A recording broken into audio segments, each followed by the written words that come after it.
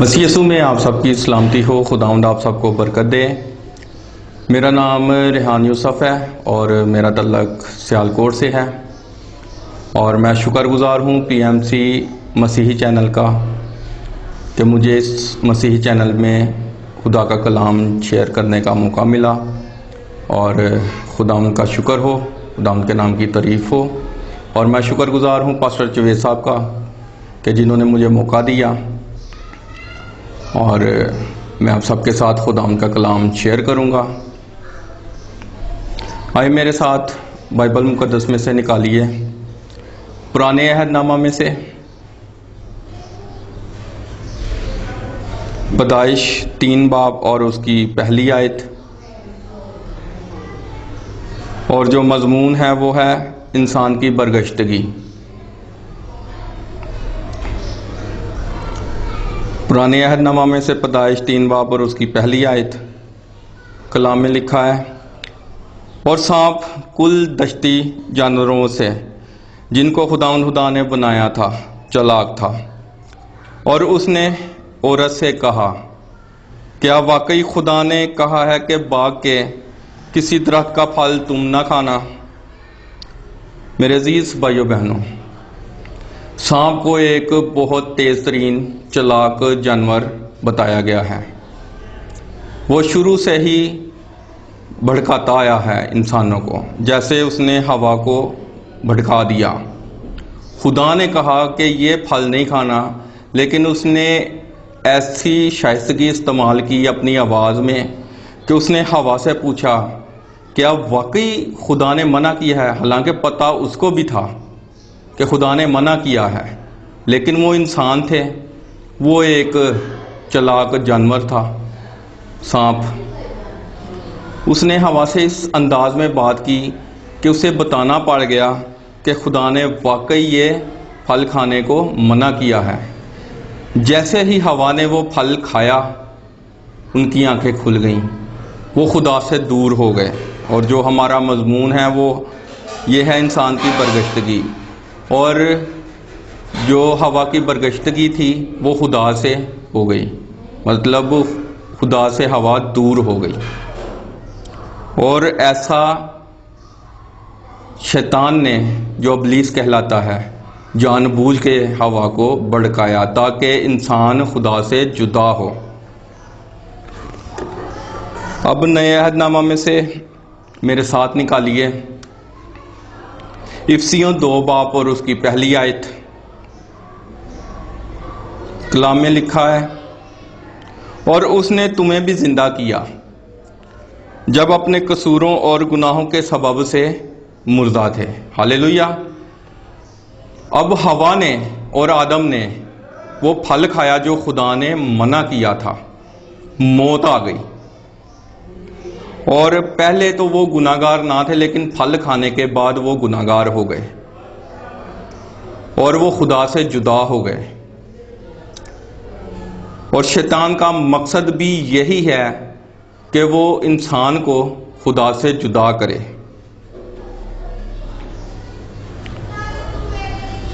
ہم اس آیت پہ غور کریں گے۔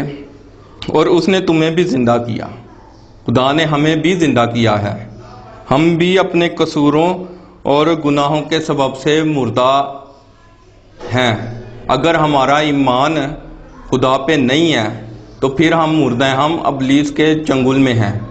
ابلیس ہمیشہ ہی جو خدا کے نام پر ایمان رکھتے ہیں خدا سے دور کرتا ہے۔ شیطان تو چاہتا ہی نہیں ہے کہ کوئی انسان بیٹے پر ایمان لا کے خدا کے نزدیک جائے، خدا کی قربت حاصل کرے۔ شیطان کا مقصد بھی یہی ہے، انسان کی جدائی خدا سے۔ ہمیشہ وہ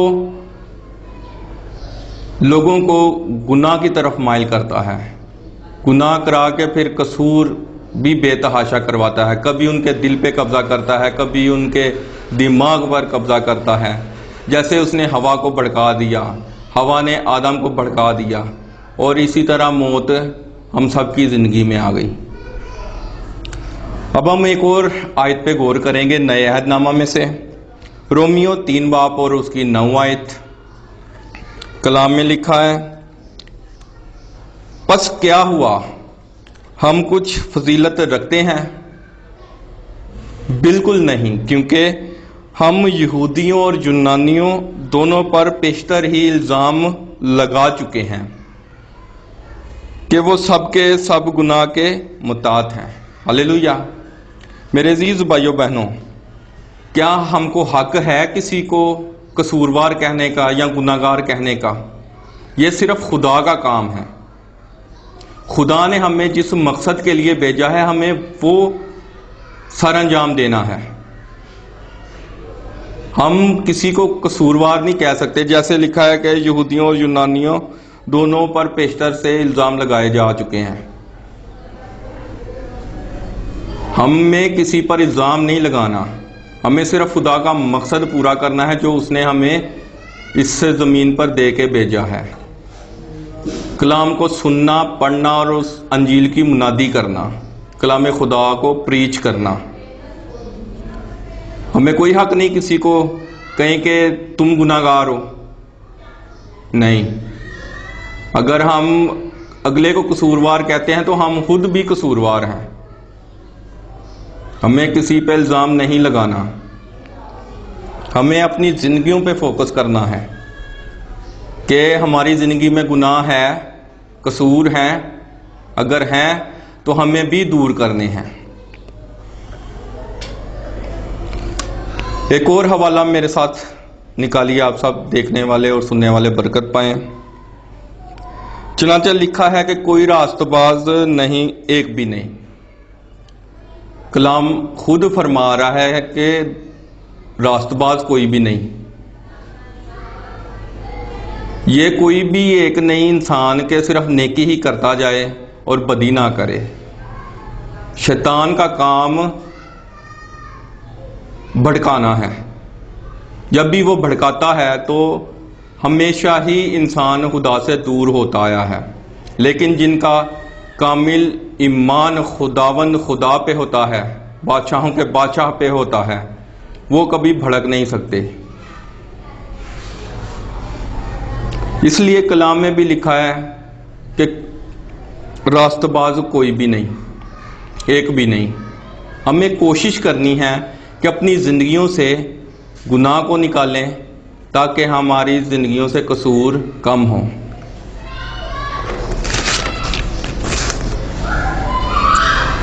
میرے ساتھ نکالیے نئے عہد نامہ میں سے ایک اور حوالہ، ہم پڑھیں گے، سیکھیں گے، خدا کے کلام میں سے سمجھیں گے۔ رومیو 3 باب اور اس کی 23 آیت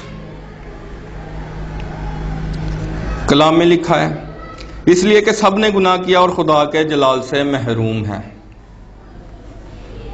میرے عزیز بھائیو بہنوں، ہم سب جانتے ہیں کہ ہماری زندگیوں میں کوئی نہ کوئی خطا، کوئی نہ کوئی گناہ ہر روز ہوتا رہتا ہے۔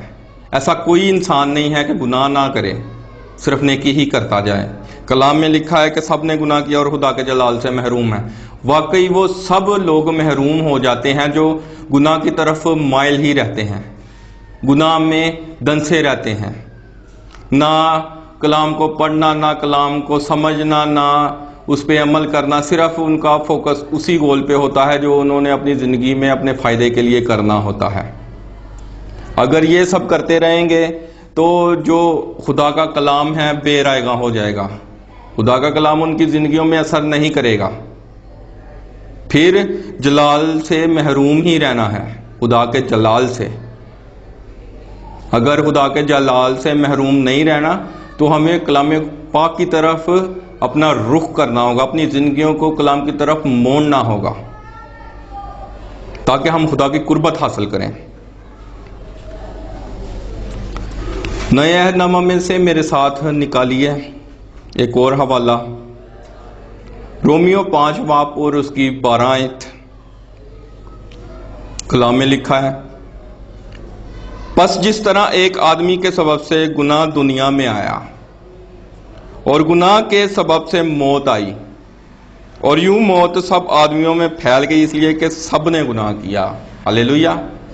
میرے عزیز بھائیو بہنوں، ہوا نے پھل کھایا، پھر آدم نے پھل کھایا۔ اس طرح گناہ دنیا میں آیا، کیونکہ شروعات ان سے ہوئی تھی اور ابھی تک ہے۔ لیکن خدا نے اپنا فضل ہم پہ کیا ہے، ہم کو گناہ سے چھڑایا ہے اپنے پاک خون کے وسیلہ سے، اس نے صلیب پر جو بہا۔ اگر ہمارا ایمان ہے تو ہم موت سے نکل کر زندگی میں آ گئے ہیں۔ اگر ہم اپنی زندگیوں میں گناہ کو جاری رکھیں گے تو پھر ہم ناکام ہیں، پھر ہم پرانی زندگی میں ہیں۔ کلام کا ہماری زندگیوں میں کوئی اثر نہیں ہے۔ اگر ہم ابلیس کی حرکات پر عمل کریں گے جو وہ کرواتا رہتا ہے دنیا بھر میں، تو پھر ہم پیچھے ہیں، ہر حال میں پیچھے ہیں، خدا کی قربت حاصل نہیں کر سکتے۔ جس طرح آدم کے سبب سے موت آئی، اسی طرح زندگی بھی خداوند یسوع مسیح کے وسیلہ سے ملی، بشرطے کہ ہمارا ایمان اس پر ہو، ہمارا فوکس اس پر ہو۔ ہمیں کوشش کرنی چاہیے اپنی زندگیوں میں کہ گناہ کم سے کم کریں۔ وہ کیسے؟ جب تک ہم بائبل مقدس کو سیکھتے نہیں، سمجھتے نہیں، اس پہ عمل نہیں کرتے، ہماری زندگیاں نہیں بحال ہو سکتی۔ بحالی صرف خداوند یسوع مسیح کے کلام پہ۔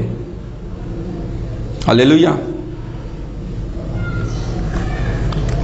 نئے عہد نامہ میں سے میں ایک اور حوالہ پڑھوں گا، میرے ساتھ نکالیے۔ یوحنا کی انجیل، اس کا پہلا باب اور اس کی 12 آیت۔ کلام میں لکھا ہے، لیکن جتنوں نے اسے قبول کیا اس نے انہیں خدا کے فرزند بننے کا حق بخشا، یعنی انہیں جو اس کے نام پر ایمان لاتے ہیں۔ ہالےلویا۔ میرے عزیز بھائیو بہنوں، کیا ہم نے اپنی زندگیوں میں خداوند یسوع مسیح کو قبول کیا ہے؟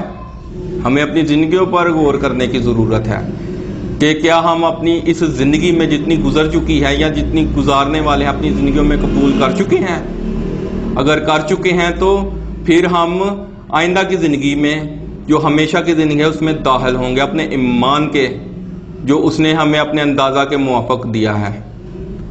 پھر ہم اس پر ایمان لانے کے سبب سے خدا کے بیٹے ٹھہریں گے۔ لیکن جو خداوند کو قبول نہیں کرتے، ہمیشہ کی زندگی ان کی نہیں ہے۔ میرے عزیز بھائیو بہنوں، ہم سب جانتے ہیں کہ گناہ دنیا میں آیا، لیکن گناہ کو دور کرنے کے لیے خدا کا بیٹا بھی آیا۔ بیٹے پہ ایمان رکھنا ہے تاکہ ہم خداوند رب الافواج کی قربت حاصل کریں۔ خدا جدا ہو چکا تھا جب حوا اور آدم نے پھل کھایا، خدا ان سے ناراض ہو چکا تھا، لیکن جب اس نے اپنے بیٹے کو بھیجا کہ انسان اور خدا کا ملاپ کرائے تو پھر انسان اور خدا کا ملاپ ہوا۔ خدا نے اپنے بیٹے کو اس لیے بھیجا تاکہ ہم زندگی پائیں اور کثرت سے پائیں۔ ہلیلویا۔ اب ہم دعا کریں گے۔